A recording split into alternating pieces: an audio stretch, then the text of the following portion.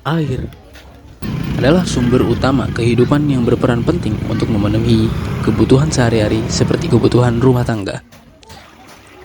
Badan Perencanaan dan Pembangunan Nasional atau Bappenas mencatat kebutuhan air penduduk perkotaan sebesar 200 liter per orang perharinya yang biasa digunakan untuk mandi, mencuci, memasak, hingga minum.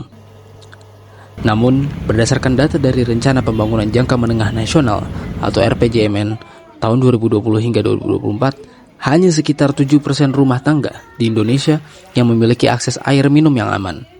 Bahkan, menurut Bappenas, Pulau Jawa, Bali, Sumatera Selatan, NTB, bahkan Sulawesi akan mengalami kelangkaan ketersediaan air di tahun 2045. Lantas, bagaimana masyarakat harus bersikap dalam kondisi seperti ini?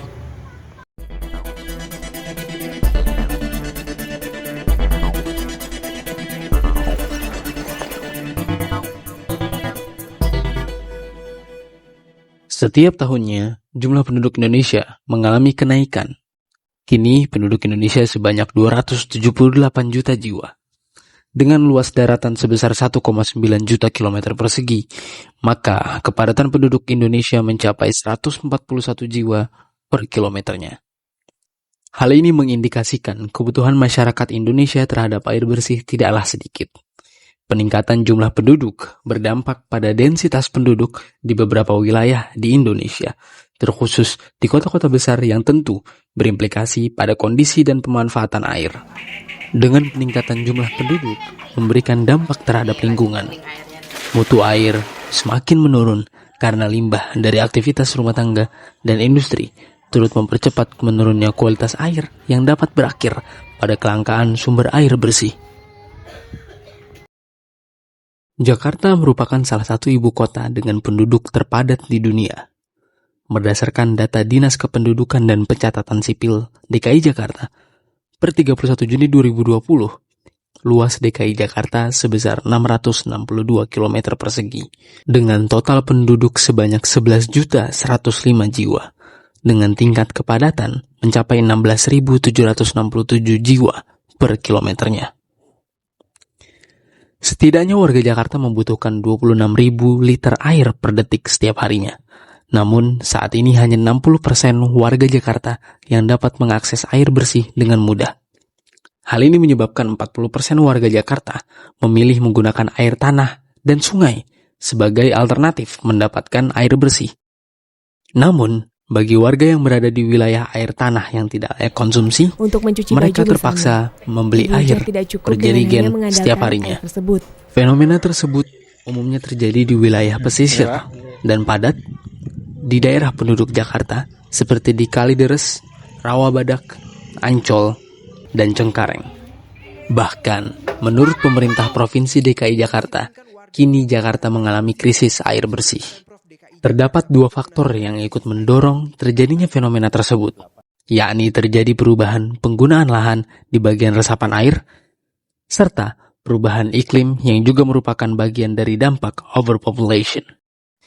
Akan tetapi, di Kampung Rawa, Kecamatan Johar Baru, sebagai kecamatan terpadat di wilayah Jakarta Pusat, masyarakat Johar Baru justru tidak merasakan serta tidak menemukan permasalahan air. Menurut warga Gang Gading, RW 02, Kampung Rawa, Johar Baru, aksesibilitas dan kualitas air yang mereka gunakan sehari-hari jarang, bahkan tidak bermasalah. Dari dulu ya? Udah lama ya? Dulu udah semenjak ini pakai ciptam, kalau nggak pakai ciptam. Udah berapa kali ganti toren ya? Iya, Pak mesin udah berapa kali ganti. Karena kan kalau mesin nggak sering ganti juga ada kerusakan sendiri, entah dia ada ini ya buat nyuci, buat mandi, buat segala macam deh. buat usaha. Kalau yang kadang buat minum, buat masak. Buat masak nasi. Sejak awal tahun 2000-an, sebagian masyarakat di Johar Baru sudah menggunakan air pump atau ledeng untuk memenuhi kebutuhan rumah tangganya. Kini, beberapa rumah juga menggunakan jet pump untuk menyokong keperluan air. Aliran air jet pump sendiri berasal dari tanah. Alasan penggunaan alat tersebut adalah agar lebih fleksibel dalam pemenuhan kebutuhan air sehari-hari serta berdagang. Sedikit berbeda, warga Gang Gading RW 04 mayoritas memilih menggunakan air tanah dari sumur galian sebagai sumber air sehari-harinya. Air dari sumur sedalam 25 meter tersebut dikatakan tidak pernah kering sekalipun kemarau dan sudah digunakan secara turun-temurun oleh warga. Udah lama juga.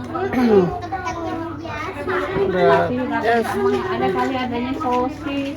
Udah lama juga sih, dari saya kecil juga udah ada sumur ini. Kotak-kotak apa? Airnya juga bersih, bisa dipakai mandi, cuci sayuran, semua buat minum juga bisa, nggak bau apa. Kedalaman sekitar 25 meter. Hujan nggak hujan, alhamdulillah nggak pernah habis gitu airnya. Nggak pernah ada yang sakit juga ya, Bu? Kalau warga mati lampu yang ngambil air di sumur penuh, ngantri gitu dari ujung ke ujung. Ini gantian. 3 hari 4 hari udah baunya udah hilang, bau banget. Tapi tikusnya bisa diambil, Bu? Bisa.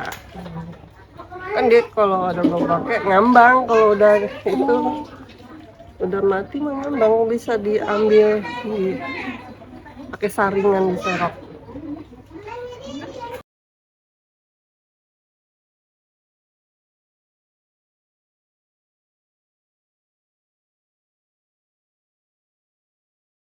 Densitas penduduk mungkin memiliki pengaruh terhadap kualitas air bersih. Akan tetapi, pada masyarakat Johar Baru, nihilnya air bersih justru tidak dirasakan. Penduduk setempat tetap melakukan aktivitasnya menggunakan air jet pump serta air sumur yang telah digunakan selama bertahun-tahun. Mengingat kembali bahwa kesehatan juga dikonstruksikan oleh masyarakat, warga di Kampung Rawa menjadi salah satunya. Standar kebersihan air masih belum dipahami dengan baik oleh masyarakat setempat. Keberadaan kotoran halus atau bahkan adanya bangkai hewan pada sumur masih ditoleransi oleh warga setempat. Diperlukan langkah-langkah preventif dan edukatif yang lebih intensif.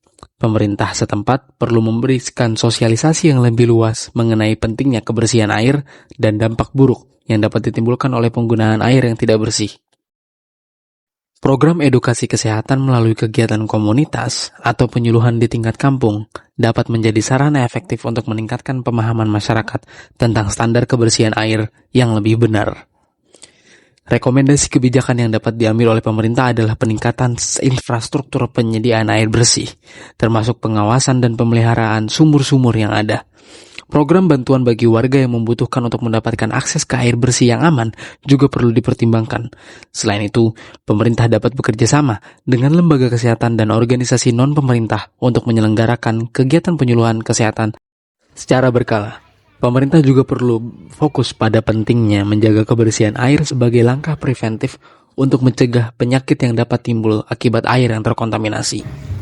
Dengan pendekatan yang holistik dan kolaboratif, diharapkan masyarakat Johar Baru dapat meningkatkan kualitas hidup mereka dengan memiliki akses yang lebih baik terhadap air bersih dan pemahaman yang lebih baik tentang pentingnya menjaga kebersihan air.